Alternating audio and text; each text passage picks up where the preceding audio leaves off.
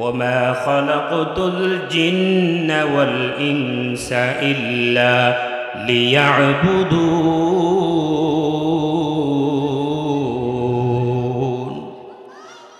আমার আল্লাহ বলতেছেন দুনিয়ার জমিনের মুসলমানরা ও দুনিয়ার লোকেরা তোমাদেরকে আমি আল্লাহ সৃষ্টি করেছি জিন জাতি এবং মানব জাতিকে আমি আল্লাহ তোমাদেরকে আমার ইবাদত করার জন্য সৃষ্টি করেছি। কিসের জন্য সৃষ্টি করেছেন? আর দুনিয়াতে এসে আমরা আল্লাহর ইবাদত করি না।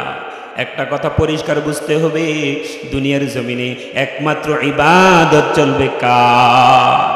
আর আওয়াজ দিয়ে বলবেন ইবাদত করতে হবে কার? ওই আল্লাহর সাথে কাউকে শরীক করা যাবে না। আল্লাহ পাক রব্বুল আলামিন কুরআনুল কারীমে জানায় দেয়, ও জিন জাতি মানব জাতি তোমাদেরকে আমি আল্লাহ দুটি কারণে সৃষ্টি করেছি। এক নম্বরে তোমরা আমার ইবাদত করবা, দুই নম্বর হলো ইবাদতের সাথে সাথে তোমাদের মাতা পিতার সেবা যত্ন করবা। এটা কার কথা? এই জন্য আমরা ইবাদত করতে গিয়ে অনেক সময় আমাদের কথায় আমাদের কাজে করবে শিরিক হয়ে যা, আল্লাহর সাথে শরীক হয়ে যা, অংশীদার হয়ে যা। কথা কোন ঠিক কিনা? যেমন একমাত্র সন্তান দেওয়ার মালিক কে? কথা কয় না? সন্তান দেওয়ার মালিক কে? বিশ্বাস আছে? সন্তান দেওয়ার মালিক কে? এটা আমার কথা না, আল্লাহ নিজেই বলতেছেন ইয়াহাবু লিমান ইয়াশাউ ইনাসা, আল্লাহু আকবার, ওয়া ইয়াহাবু লিমান ইয়াশাউ যুকুর, আল্লাহু আকবার। আল্লাহ জানায় দেয় আমি যাকে চাই তাকে কন্যা সন্তান দান করি, আমি আল্লাহ যাকে চাই পুত্র সন্তান দান করি। আবার আমি আল্লাহ যাকে চাই তাকে পুত্র সন্তান কন্যা সন্তান একসাথে উভয় জনকে দান করি। কথা কোন ঠিক কিনা? কে দান করেন সন্তান? আল্লাহ বলতেছেন আমি আল্লাহ যাকে চাই তাকে ছেলে মেয়ে একসাথে টুইন জমজ বাচ্চা দুনিয়ার জমিনে আমি আল্লাহ দান করি। সুবহানাল্লাহ। আবার উপর অংশে আল্লাহ বলতেছেন ওয়াজআলু মাইয়াশাউ আকিমা, আল্লাহ বলতেছেন এ দুনিয়ার লোকেরা শোনো শোনো, আমি আল্লাহ যাকে চাই পুত্র সন্তান দান করি, যাকে চাই কন্যা সন্তান দান করি, যাকে চাই পুত্র কন্যা দুইটা দান করি। আবার যাকে চাই 20 বছর হয়ে যায়, 30 বছর হয়ে যায়, সারা জীবন চলে যায়, কিন্তু আমি আল্লাহ পুত্র কন্যা কোনটাই দান করি না। আমি আল্লাহ সারা জীবনের জন্য বন্ধ বানায় রাখি। কথা কোন ঠিক কিনা? তো সন্তান দেওয়ার মালিক কে? আরো জোরে বলেন কে? কেউ যদি সন্তান দেওয়ার মালিককে খাজা বাবা মনে করে তাহলে এটা সাথে সাথে শিরিক হয়ে যাবে। আল্লাহ সব গুনাহ মাফ করবেন, কিন্তু মুশরিককে আল্লাহ কোনোদিন মাফ করবে না। এই জন্য আমাদের সতর্ক থাকতে হবে যাতে আমাদের কোনো কথাই এবং কাজে আল্লাহর সাথে শরিক না হয়ে যায়। কথা কোন ঠিক কিনা? কথা কয় না। খাজা বাবার দরবারে গিয়ে সন্তান চাওয়া যাবে নাকি? কি সুন্দর সুন্দর গান গা, কিরামান কাতিবিন রোজ হাসরের দিন, কিরামান কাতিবিন রোজ হাসরের দিন, আল্লাহর দরবারে যদি করে অভিযোগ, হাইরে আল্লাহর দরবারে যদি করে অভিযোগ, আমি বলবো দুনিয়ায় ছিলাম ল্যাংড়া বাবার লোক। নাউজুবিল্লাহ। গান গায় কিনা? এই গানটা যদি এমন হতো কিরামান কাতিবিন রোজ হাসরের দিন, আল্লাহর দরবারে যদি করে অভিযোগ, হায়রে আমি বলবো দুনিয়াতে ছিলাম মুহাম্মদের লোক। কথা কোন ঠিক কিনা? তাহলে একমাত্র সন্তান দেওয়ার মালিক কে? আমার আল্লাহ বলতেছেন একমাত্র ইবাদত করতে হবে আল্লাহর। এই ইবাদতের সাথে কাউকে শরীক করা যাবে না। 2 নম্বরে হলো ইবাদতের পরে তোমাদের জন্য উচিত হলো তোমাদের মা বাবার সেবা যত্ন করবা, তোমাদের মা বাবার সাথে উত্তম ব্যবহার করবা। তাহলে বুঝেছেন কথা? 1 নম্বর বিষয় হলো ইবাদত করতে হবে কার? আই জোরে বলেন কার? পিছনে মানুষ কি রাগ করছেন? উত্তর দেন নাকি ইবাদত করতে হবে কার?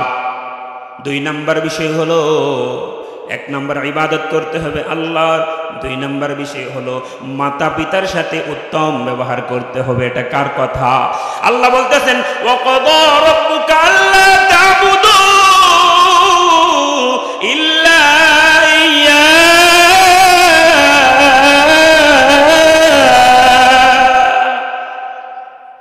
মুখে কি তালা দিছেন? আল্লাহর আয়াত শুনলে আল্লাহু আকবার বলতে হয়। একমাত্র ইবাদত করতে হবে কার? এই কথাটা বোঝানোর জন্য এত প্রসঙ্গ আলোচনা করা। একমাত্র ইবাদত করতে হবে কার? আল্লাহর। 2 নম্বর বিষয় হলো ওয়াবিল ওয়ালিদাইনি ইহসানা, এবং তোমরা দুনিয়ার জমিনে যারা সন্তান আছো তারা মা বাবার সাথে উত্তম ব্যবহার করতে হবে। কি ব্যবহার করতে হবে? কেন উত্তম ব্যবহার করতে হবে?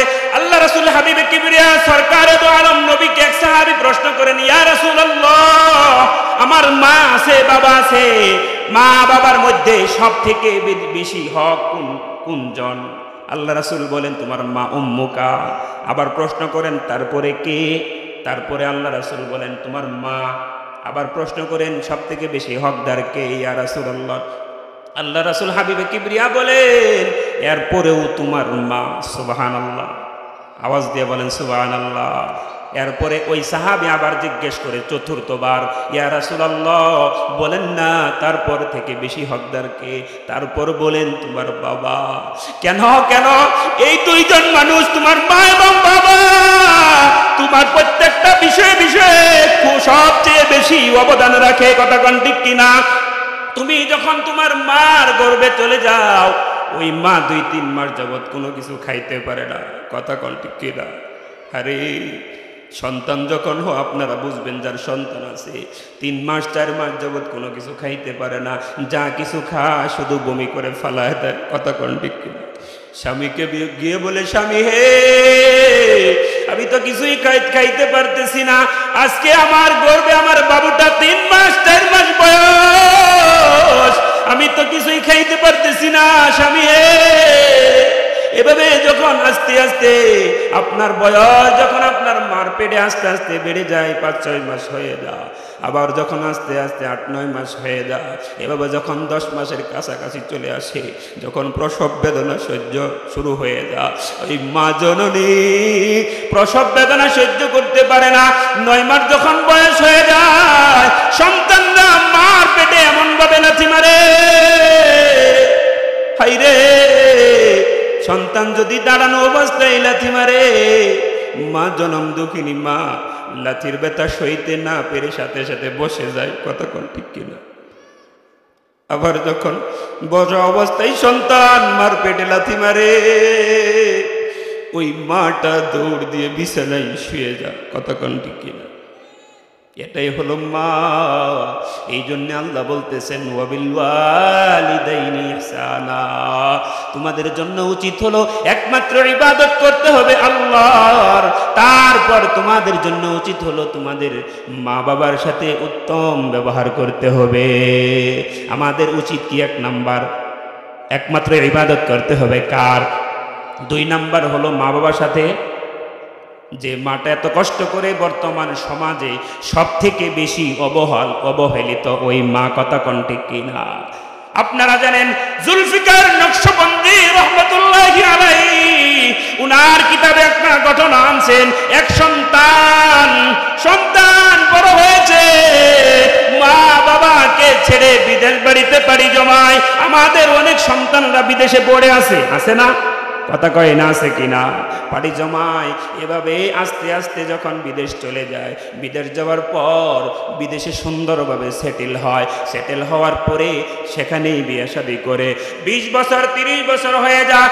1-2 বছর না, 30 বছর ওই বিদেশ বাড়িতে যখন থাকতে থাকে, এদিকে জনম দুঃখিনী মা বাবার কথা ভুলে যায়। 30 বছর পরে যখন তার মনে হয়, হাইরে একজন তো মা একটা বাবা আছে আমার বাংলাদেশে, মনে হয় যখন এদিক দিয়ে তার বড় ধরনের অসুস্থতা দেখা দেয়, যে অসুস্থতার কারণে তার বউ ঘর থেকে বের করে দেয়, শ্বশুর শাশুড়িও ওই বিদেশ থেকে বের করে দেয়। এই ব্যক্তি উপায়ান্তর না পেয়ে কোথায় যাবে, কি করবে? শ্বশুর বাড়ি যেতে পারে না, আইরে বউর কাছে যেতে পারে না। এই ব্যক্তি উপায়ান্তর না হয়ে চিন্তা করতে করতে তার মনের মধ্যে মনে হয়, হাইরে দুনিয়ার একজন মানুষ আছে, সবাই যদি দূর দূর করে তাড়ায় দেয়, কিন্তু আমার জনম দুঃখিনী মা কোনোদিন আমাকে তাড়ায় দিবে না। কথা কোন ঠিক কি না? কোন সময় যদি রাগ করে বলে, এই তুই যা আমার বাড়িতে আসবি না, বাবাও যদি বলে, এই সন্তান তুই আমার বাড়িতে আসতে পারবি না, কিন্তু দেখবে খাবার সময় যখন হয়ে যায় ওই মাটা এক প্লেটে ভাত নিয়ে তরকারি নিয়ে আঁচলের ভিতরে লুকায় লুকায় সন্তানকে খাওয়ায় আসে। কত কোন ঠিক কিনা? এই রে, এটাই হলো মা। এভাবে যখন সন্তান উপায়ান্তর না খুঁজে চিন্তা করলো আমার জন্য মার ঘর ছাড়া কোনো ঘর নাই, সে মনে মনে ভাবলো আমাকে আবার বাংলাদেশে যেতে হবে, বাংলাদেশে চলে আসছে। এভাবে মা সন্তানটার জন্য কাঁদতে কাঁদতে চোখ একেবারে অন্ধ হয়ে গেছে। 1-2 বছর নয়, দীর্ঘ 30 বছর বিদেশে থাকে। এভাবে আস্তে আস্তে তার বাবাটাও মারা যায়। মার অসুস্থতার কারণে নিজের ভিটা বাড়ি পর্যন্ত বিক্রি করে চিকিৎসা করায়, তারপরেও ভালো হয় না। সন্তানের জন্য কাঁদতে কাঁদতে নিজের চোখ দিয়ে চোখের 2 কোণায় একেবারে গর্ত হয়ে যায়, চোখ দুটো অন্ধ হয়ে যায়।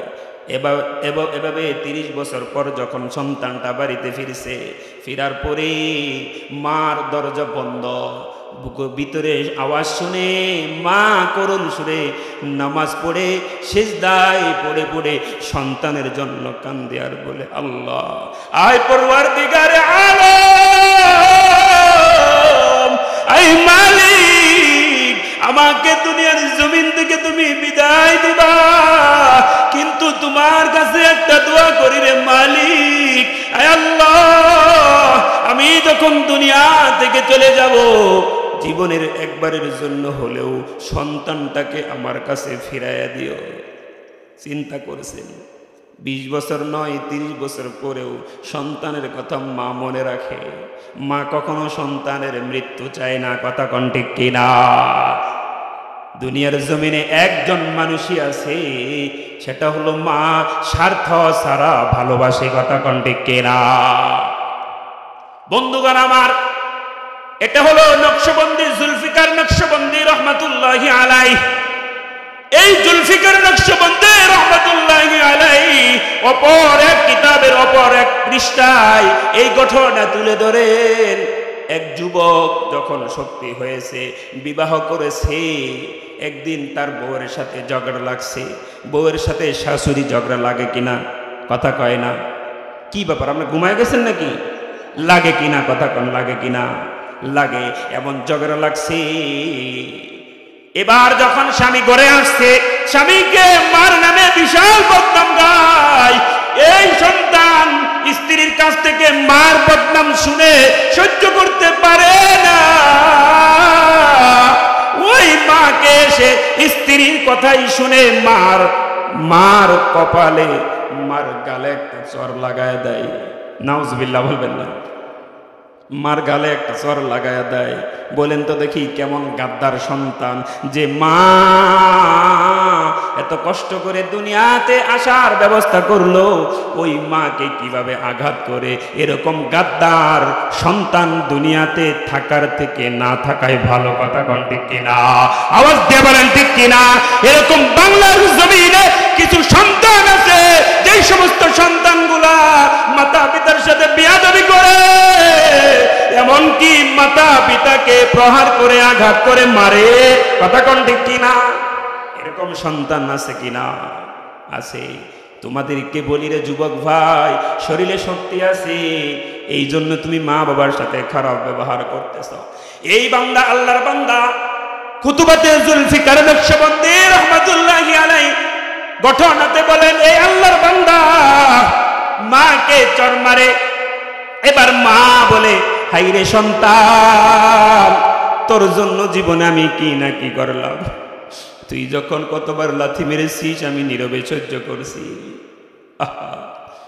তোর জন্য আমি নিজে না খাওয়াইছি। এমন মা এখনো আমাদের গ্রামে আছে, এখনো আমাদের গ্রামে আছে, যে মাটা অন্য বাড়ি থেকে একটা পিঠা দিলে ওই পিঠাটা এখনো পর্যন্ত আঁচলের নিচে করে করে সন্তানের জন্য আনে, আছে না? এরকম মাও কিন্তু আছে। একটা দৃষ্টান্ত বলি, মা তো মা, হাইরে দেখে আমার মা কেমন মা।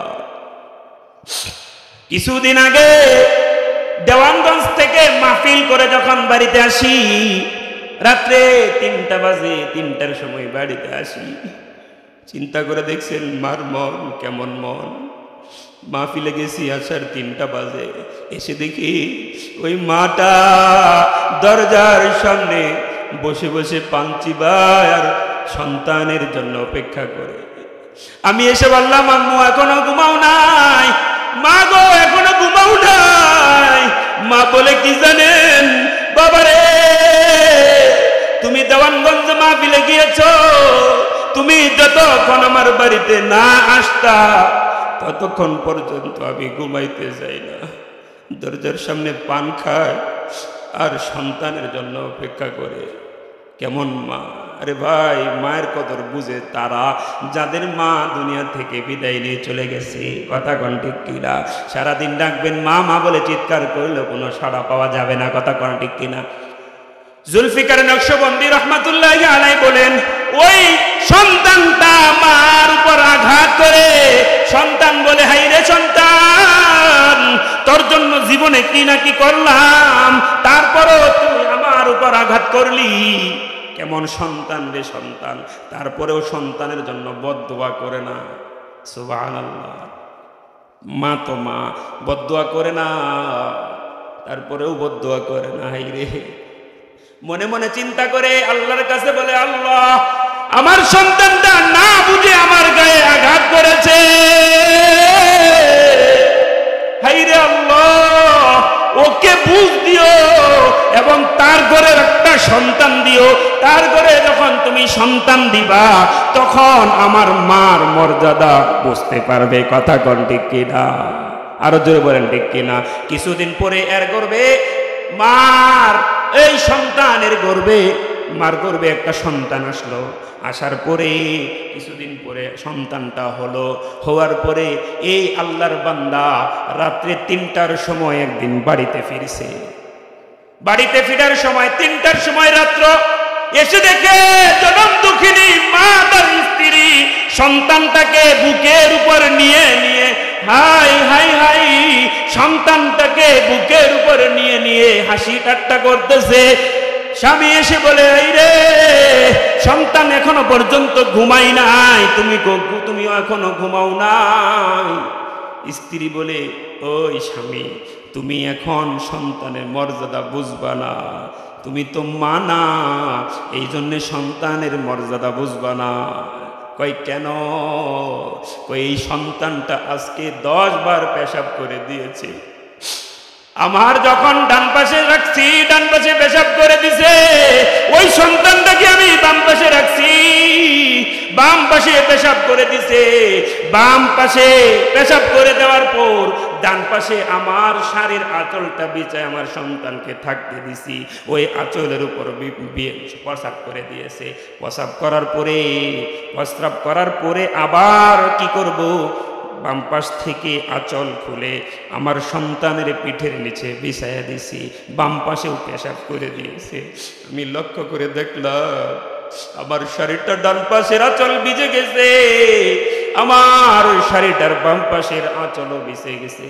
এখন তো উপায় নাই, উপায় না পেয়ে আমার সন্তানটাকে বুকে রেখে রেখে আমি তাকে ঘুম পাড়ানোর চেষ্টা করতেছি, কিন্তু সন্তান এখনো ঘুমায় না। এই কথা যখন বলছে সাথে সাথে ওই সন্তানের হুঁশ ফিরে আসছে। সাথে সাথে একটা দৌড় দিয়েছে, দৌড় দিয়ে মার দরজার সামনে আঘাত করে, মা দরজা খোলো। ভিতর থেকে মা বলে, রে সন্তান, তুমি গতকাল যে আমাকে মার দিয়েছিলে, এখনো পর্যন্ত মারের 5টা আঙ্গুলের ছাপ আমার গালে লেগে আছে, এখনো পর্যন্ত আমি ব্যথা পাচ্ছি। আবার কি অন্যায় করলাম, তুমি আমারে আবার মারবা নাকি? জনম দুঃখিনী মা, মা তো মা। কুতুবাতে জুলফিকার নকশবন্দি রহমাতুল্লাহি আলাইহি লিখেন, এই সন্তানটা বলতেছে, মা দরজা খুলো। সন্তান দরজা খুলের কথা বলে, মা দরজা খুলে না। মা ভিতর থেকে বলে, সন্তান রে, গতকাল যে মার দিয়েছো, মারের ব্যথা এখনো পর্যন্ত আমার গালে লেগে আছে, দরজা খুলবো না। আজকে কি আবার অন্যায় করলাম? তোমার বউয়ের সাথে তো 2 দিন যাবত কথা বলি না, কি অন্যায় করলাম, আবার মারবে নাকি? 2-3 বার বলার পরে সন্তান কান্না করে দিয়েছে, মারে দরজা খুলো মা। মা দরজা খুলে না। সন্তান বলে, দরজা যদি না খুলো, আমি লাঠি দিয়ে ভেঙ্গে তারপর ভিতরে প্রবেশ করবো রে মা। মা এবার চিন্তা করলো, যদি দরজা না খুলি তাহলে তারও বেশি রাগ করবে, বেশি মার দিবে। চিন্তা করছেন মা। ওই মাটা আস্তে আস্তে দরজা খুলে দেওয়ার পর সন্তানটা দৌড় দিয়ে মার পায়ের নিচে পড়ে গেছে, মাকে জড়ে একটা জুড়ে চিৎকার দিয়েছে, রে মা, এতদিন বুঝি নাই তোমাকে মারছি, আমি ভুল করেছি, আর কোনোদিন মারবো না রে মা, আমার জীবনের তোরে মাফ করে দাও, আর কোনোদিন মারবো না। ওই সন্তানের এই কথা রোনাজারি শুনে মা বলতেছে, যখন তুমি আমাকে প্রথম চর মারছ, তারপরে তোমাকে আমি আল্লাহর পক্ষ থেকে মাপ চেয়ে নিয়েছি। আল্লাহু আকবার, আল্লাহু আকবার বলেন। এই হলো মা। গত বছর সিরাজগঞ্জে এক মাহফিলে গিয়েছিলাম। মাহফিলে যাওয়ার পরে প্রধান বক্তা যিনি আছেন, আমি দ্বিতীয় বক্তা ছিলাম, প্রধান বক্তা যিনি ছিলেন, আমার আলোচনা শেষ, আমি বসে আছি, এমতো অবস্থায় দেখলাম একটা পিচ্চি বারবার সামনে দিয়ে ডিস্টার্ব করে। বলেন তো দেখি, এর সামনে দিয়ে ডিস্টার্ব করলে আপনার রাগ উঠবো কিনা? কথা কয় না, রাগ উঠবো নি? জোরে বলেন, কি ব্যাপার, আপনারা কি মরে গেছেন?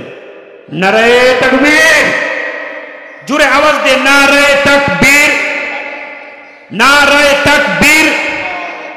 দিন ইসলাম, দিন ইসলাম, নাস্তিকতা নিপজ্জক, দিন ইসলাম জিন্দাবাদ, কোটি বানের কি আওয়াজ, খুদাদ্রোহী ছাড় পাবে না, এ বাংলায় ঠাই হবে না, মুসলমানরা জেগেছে আজ। চলো চলো সামনে চলো, জোর কদমে সামনে চলো, সামনে চলে আসেন, সামনে চলে আসেন, জোর কদমে সামনে চলো, বজ্রকণ্ঠে আওয়াজ তুলো, সবাই মিলে একই তালে দাও না স্লোগান, নারায়ে তাকবীর, নারায়ে তাকবীর। ইসলামেরই এই দেশেতে হয়েছে জন্ম, ইসলামেরই জন্ম দেশের হয়েছে জন্ম, কথা কোন ঠিক কিনা? এই বাংলার জমিনে কিছু কিছু ইসলাম নামদারি মুসলমান আছে যারা নাকি আলেম উলামাদের কণ্ঠকে স্তব্ধ করে দিতে চায়, কথা বলেন ঠিক কিনা? আবার কিছু মুসলিম নামদারি লোক আছে যারা মুসলিম দাবি করে, কিন্তু তারা আসলে মুসলমান না, তারা হলো কাদিয়ানির গোষ্ঠী, কথা কোন ঠিক কিনা? আছে না এরকম? গোলাম আহমদ কাদিয়ানি দাবি করে আমরা নবীর পরে নবী, গোলাম আহমদ কাদিয়ানির দূষর দাবি করে কিনা? কথা কোন ঠিক কিনা? আমাদের নবী শেষ নবী, আমাদের পরে, আমাদের নবীর পরে আর কোন নবী আছে? কথা কোন নবী আছে? আল্লাহ রাসূল বলেন, মা কানা মুহাম্মাদুন আবা আহাদিন মির রিজালিকুম ওয়ালাকিন রাসূলুল্লাহ ওয়া খাতামান নাবিয়্যিন ওয়া কানা আল্লাহু বিকুল্লি শাইইন আলিমা। আল্লাহ রাসূল বলেন, মুহাম্মদ হলো শেষ নবী, তারপরে আর কোন নবী আসবে না, কথা কোন ঠিক কিনা? আল্লাহ রাসূল বলেন, আনা খাতামুন নাবিয়্যিন লা নাবিয়্যা বাদি, আমি হলাম শেষ নবী, আমার পরে আর কোন নবী আসবে না। সুতরাং আল্লাহর রাসূলের পরে যারা নাকি নবুয়তি দাবি করবে বিনা দলিলে তারা কাফের, কথা বলেন ঠিক কিনা? কাদিয়ানির গোষ্ঠী যারা নাকি দাবি করে গোলাম আহমদ কাদিয়ানীর শেষ নবী। আমরাও বলে দিতে চাই, বাংলার আনাচে কানাচে টেকনাফ থেকে তেতুলিয়া গোটা বাংলাদেশে কোথাও যদি কাদিয়ানীর গোষ্ঠীকে পাওয়া যায় তাহলে সাইজ করা হবে। কথা বলে ঠিক কিনা? বাংলার জমিনে আর থাকতে দেওয়া হবে না কাদিয়ানী গোষ্ঠীদেরকে। কথা বলে ঠিক কিনা? বাংলাদেশে থাকবা কাদিয়ানীর নাম দিয়েই থাকতে হবে। এই কথা বুঝছেন? কাদিয়ানী নাম দিয়ে মুসলমান দাবি করবা, আবার বলবা গোলাম আহমদ কাদিয়ানী শেষ নবী। নাউজুবিল্লাহ, বাংলার জমিনে তোমাদের ঠাঁই হবে না। কথা কয় না? আস্তে, আরো আস্তে, আরো আস্তে। ঠিক। সুতরাং আমাদের নবী শেষ নবী। কথা ক্লিয়ার? গোলাম আহমদ কাদিয়ানীকে যারা নবী বলে দাবি করবে তারাও কাফের, যারা তাদের দূষণ আছে তারাও কাফের। সংসদে একটাই আইন হবে। প্রধানমন্ত্রী সাহেবকে আমি আমার এই আজকে বক্তব্যের স্পষ্ট ভাষায় বলতে চাই, আপনি কাদিয়ানীদেরকে অমুসলিম ঘোষণা করেন, অন্যথায় গোটা বাংলাদেশে টেকনাফ থেকে তেতুলিয়া, রূপসা থেকে পাথুরিয়া সমস্ত আলেম ওলামা যখন রাস্তায় নামবে, কাদিয়ানীদের একটা একটা ধরবে, সকাল বিকাল নাস্তা করে ছাড়বে। কথা বলেন ঠিক কিনা? রাজি আছেন? মুসলমান হিসেবে থাকা যাবে না, কাদিয়ান হিসেবে থাকো, বাংলাদেশের সমস্যা নেই। যেমন রোহিঙ্গারা আসছে, আমাদের প্রধানমন্ত্রী সাহেব স্থান দিয়েছে, অবস্থান করতেছে, আমরা কোনো কিছু বলি? কথা কয় না? জোরে বলেন, কোনো কিছু বলি? তো অমুসলিম হিসেবে থাকো, কোনো সমস্যা নাই। কিন্তু গোলাম আহমদ কাদিয়ানী দোষর হয়ে মুসলিম হিসেবে দাবি করে থাকবা, কশ্চিনকালেও থাকতে দেওয়া হবে না। কথা বলেন ঠিক কিনা? রাজি আছেন? কথা কয় না? রাজি আছেন? কে কে রাজি আছেন? দু হাত আল্লাহর দরবারে দেখা দেয়, হাত নাড়া দেই। নারায়ে তাকবীর! আওয়াজ দেন। কি আওয়াজ আপনাদের? নারায়ে তাকবীর! নারায়ে তাকবীর! দিন ইসলাম, দিন ইসলাম!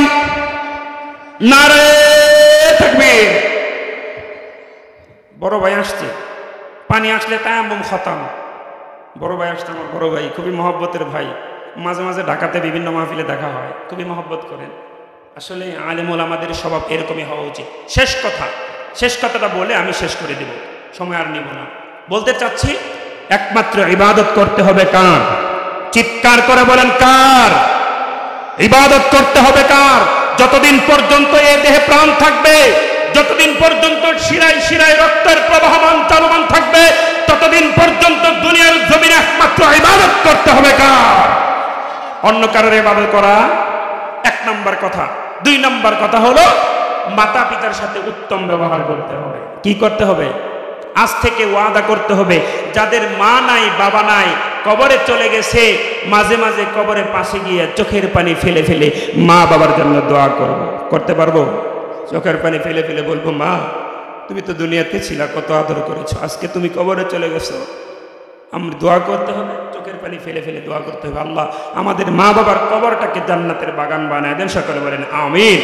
যাদের মা বাবা বেঁচে আছে, শেষ করে দিছি 1 মিনিটে, যাদের মা বাবা বেঁচে আছে আজ থেকে ওয়াদা করে যাব, মা বাবার সাথে কোনোদিন খারাপ ব্যবহার করব না।